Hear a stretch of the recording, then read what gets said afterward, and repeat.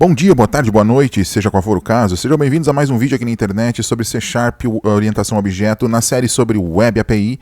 Eu sou o Kerplunk, para quem não me conhece, muito prazer.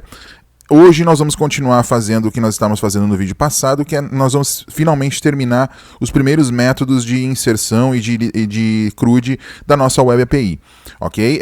É um videozinho um pouquinho mais curtinho, não tem muita coisa assim para passar por enquanto para isso. Nós vamos ver com detalhes cada uma dessas coisas que nós estamos fazendo aqui, mas conforme as coisas forem acontecendo, certo? Porque fica mais fácil assim, senão o vídeo ficaria muito longo e ficaria bem chato assim de se assistir, ficaria com uma coisa muito técnica, uma coisa sem graça mesmo. Então vamos lá, sem mais delongas, vamos abrir direto o nosso solution aqui da nossa lojinha, onde está todos os nossos projetos relativos ao nosso CRUD básico aqui, o nosso controle de clientes e contatos. Nós, na aula passada, então, nós tínhamos feito alguma coisa sobre o nosso controller de clientes aqui, que é o método GET, que traz todos os clientes cadastrados no banco de dados, e nós temos um método GET que traz um cliente específico. Nós não tínhamos visto ainda nada sobre os métodos POST, PUT e DELETE, que são os equivalentes de INSERT, update e, obviamente, deleção do banco de dados. Hoje nós vamos fazer isso aqui, nesses métodos aqui, fazer com que eles sejam realmente funcionais, ok? Parece que é complicado de se fazer isso. Por quê? Porque a impressão que se tem é que agora, bom, eu vou ter que fazer uma chamada com o banco de dados, um insert, mas eu não sei de onde é que está vindo esses valores aí, certo?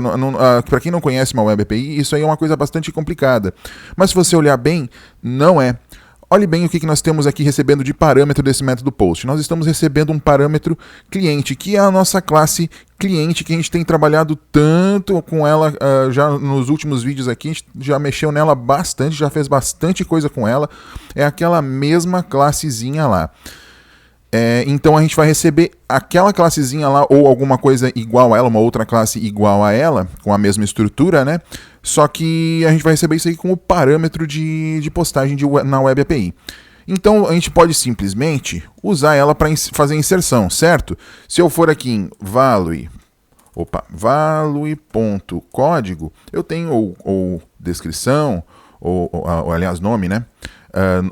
Data de cadastro, eu tenho todas as propriedades da classe cliente aqui, já prontinhas aqui, como sendo o valor, sendo o parâmetro da nossa função, certo?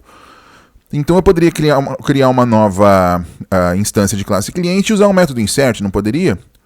Poderia, mas não é muito mais fácil eu simplesmente fazer o seguinte: value.insert, já que já tenho esse método insert aqui lá no nosso banco de dados. Aliás, esse método insert aqui fica lá dentro da nossa classe backwork, que nem vocês estão vendo ali na janelinha. Esse métodozinho ele já está pronto, então basta eu pegar o cliente que chegar aqui no nosso método POST e inserir no nosso banco de dados. Não tem mistério nenhum, certo? Aqui eu estou trazendo um retorno string, né? Mas eu deveria trazer um retorno HTTP Action Result, como nos outros. Eu posso fazer isso? Claro que eu posso. Vamos colocar lá então. O retorno do nosso método POST, do nosso método de inserção de cliente, é um HTTP Action Result. Eu não acho uma boa ideia a gente simplesmente chegar e dizer, ó, o que chegar aqui, insere. Não acho uma boa ideia. Eu acho que é melhor a gente simplesmente fazer um try, ou seja, tente fazer essa inserção.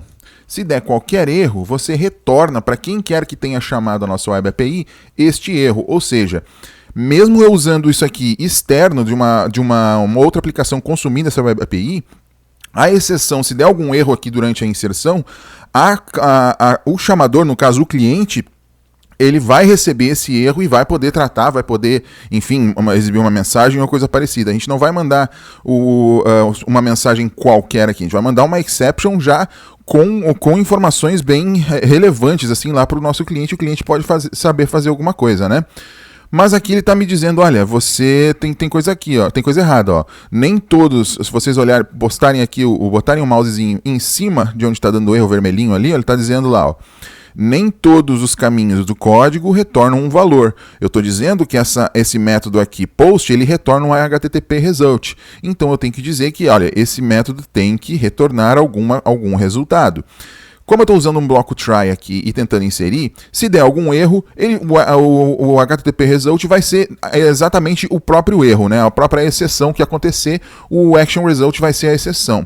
Mas caso não dê erro nenhum, eu tenho que dizer, olha, deu ok, retorne um ok lá para o nosso cliente. E essa, return.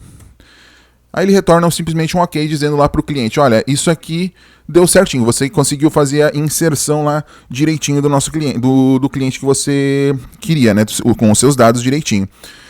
É simples assim, gente, parece até mentira, mas é simples assim para a gente poder fazer a inserção do cliente. A gente vai receber já um cliente prontinho ou uma outra classe gêmea ou irmã gêmea dela, que seja com a mesma estrutura, ou pelo menos com os mesmos campos, né, e fazer a inserção. Não precisamos se preocupar com nada de serialização para JSON, para XML, não precisamos se preocupar com absolutamente nada.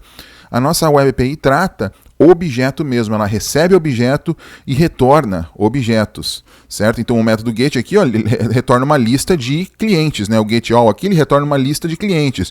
O get com ID, aqui o get simples no caso, ele retorna um cliente também, mas eu não estou especificando um tipo aqui específico, eu estou dizendo, olha, é um resultado aqui, e quando eu dou esse resultado eu posso passar qualquer propriedade, qualquer classe aqui para ele, né? Qualquer coisa como o resultado da nossa ação HTTP.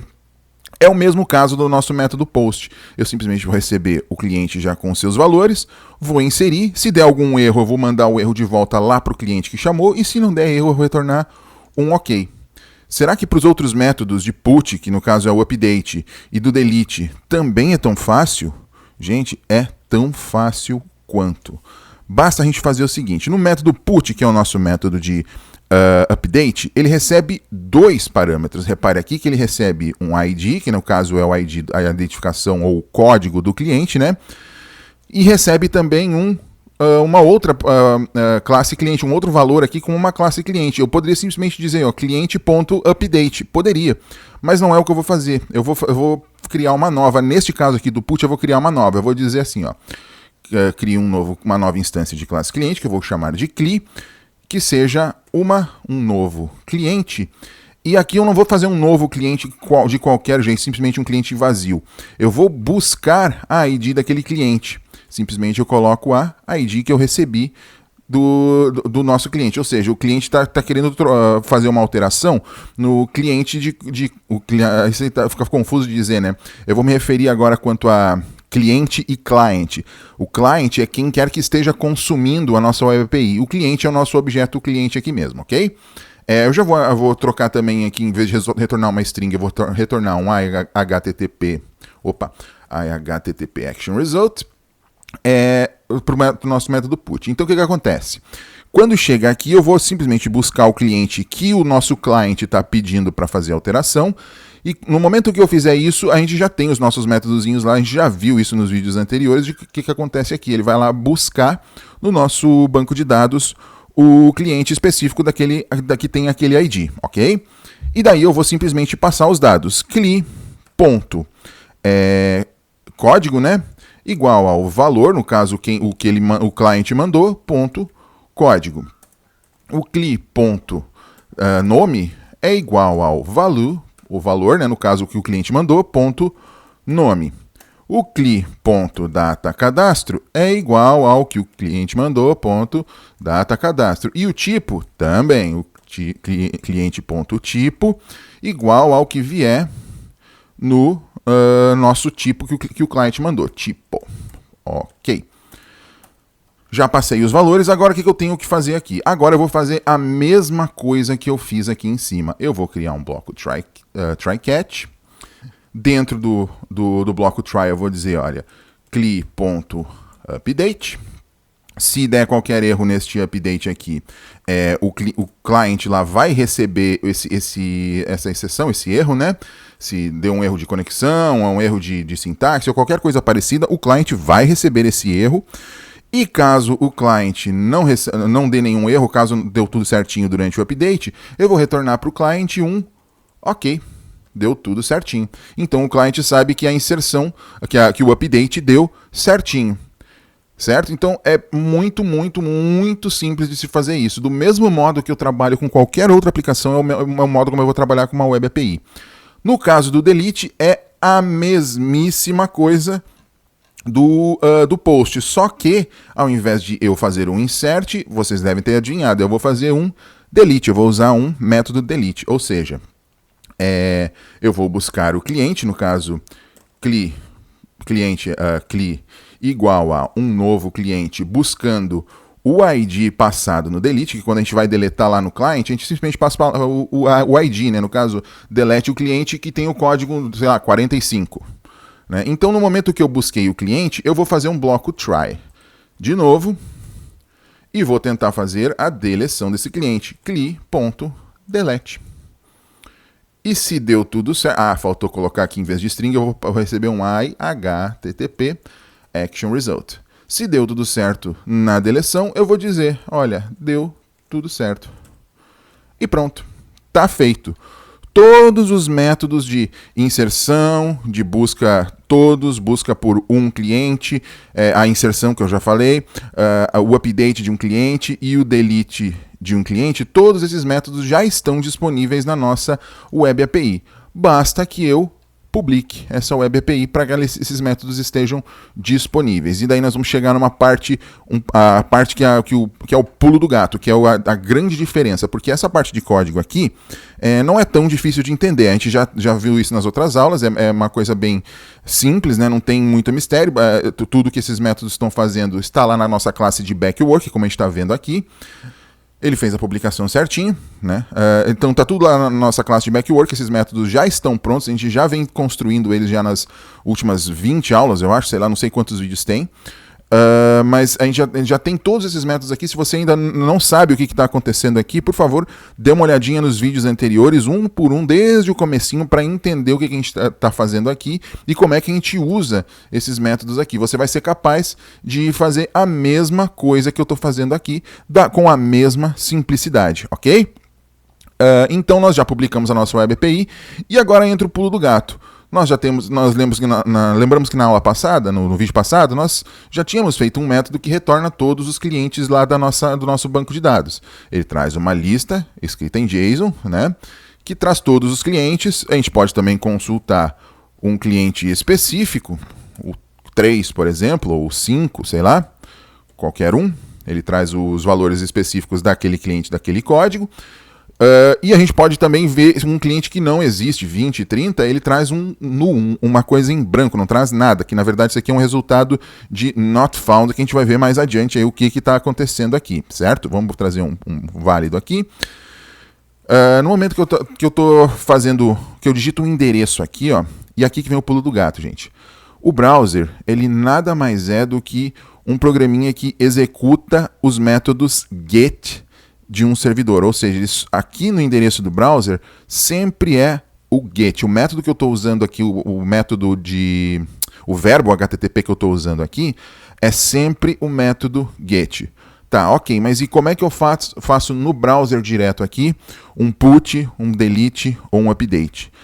Bom, infelizmente aqui direto no browser não tem como, a gente tem que formar um pacote específico e é aí que entra o Ajax, né, ou um HTTP client para a gente poder fazer, usar os verbos diferentes que não só o método get, que quando a gente está colocando o endereço aqui, é simplesmente o método get, não tem como a gente passar direto um método put. Até tem algumas aplicaçõezinhas plugin para o browser que fazem esse intermeio aí para a gente, já fazem, empacotam tudo certinho, mas nós não vamos ver isso aqui nesses vídeos aqui, nós vamos criar o nosso próprio client para consumir essa nossa Web API, ok? Então, como é que funciona isso? Dá para eu fazer esse client num Windows Forms, por exemplo? Com certeza, sem problema nenhum. A gente pode consumir dados de uma Web API consumir dados de uma Web API a partir de um Windows Forms. A gente pode consumir os dados de uma Web API até mesmo de uma aplicação console. Acredite se quiser, um console consumindo uma Web API, que é um web service, ou consultando dados na internet mesmo. É possível sim, sem problema nenhum. Basta a gente incluir as referências lá no nosso projeto console. A gente até pode testar isso aqui mais adiante. e simplesmente fazer essa inserção de um projeto console, de um projeto desktop, do projeto web ou de um cliente que seja um mobile, um iOS ou um Android ou qualquer coisa parecida. Qualquer dessas aplicações pode consumir esses dados, consultar, inserir, fazer deleção, fazer update, ele pode fazer tudo que a gente quiser dessa nossa Web API, porque a gente já tem isso aqui tudo pronto para os nossos clientes poderem consumir, ok? Eu vou no próximo vídeo aí, a gente já vai estar trabalhando com o primeiro clientezinho para consumir de verdade esses dados da nossa Web API. E eu acho que eu vou publicar ele já hoje mesmo.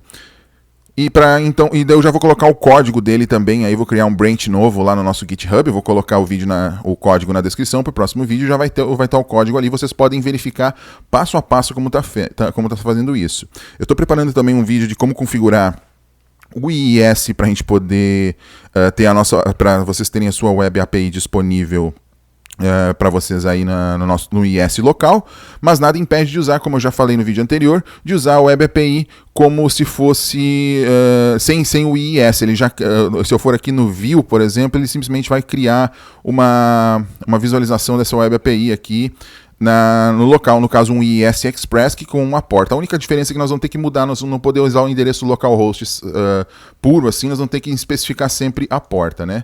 A gente pode colocar aqui então API /loja/clientes. Aí, a mesma coisa que nós temos aqui, no caso esses dados, são esses dados aqui. Eu vou tirar aqui e botar tudo, né? Para a gente fazer a comparação. São os mesmíssimos dados. Inclusive, se eu quiser colocar um 2, um 3, um 20, vai ser a mesma coisa, ok? Então isso aqui, a diferença aqui, ó, gente, no endereço é uma porta. O que está acontecendo? Ao invés de usar o IIS que já está rodando na máquina, o Visual Studio ele cria uma instância de um IIS, mais ou menos um mini IIS já encapsuladinho certinho, que eles chamam de IIS Express. Não vai aparecer aqui no vídeo porque ele fica lá embaixo, lá do lado do reloginho, lá, e isso aí eu não estou gravando. Mas o IIS basicamente ele cria uma versão Express, um IIS prontinho ali, específico para aquela nossa aplicação, e em vez de rodar na porta 80, que é a porta default do IIS, no caso aqui eu não preciso especificar, mas eu poderia especificar a porta 80, ele simplesmente tira, né? É porque o IIS está rodando na porta 80, que é a porta padrão aí para aplicações web. O que acontece aqui é que ele simplesmente coloca numa outra porta que não necessariamente é 80. Pode ser 51.000, 61.000, qualquer uma porta aí que esteja disponível na nossa rede aqui, na nossa máquina local. Então, basicamente, é a mesma coisa. A gente não precisa necessariamente de um IIS, mas facilita porque se a gente tira fora essa parte da porta aqui, que é meio complicado para um iniciante assim, entender direitinho o que é uma porta, mas basicamente é uma nova instância de um IIS, é um novo IIS numa mesma máquina, né? Só tem que fazer ele funcionar em portas diferentes, porque, por princípios de rede, a gente não pode ter duas aplicações assim rodando, recebendo dados em uma mesma porta, ok? Eu acho que o que a gente tinha para hoje era isso. Então, fui!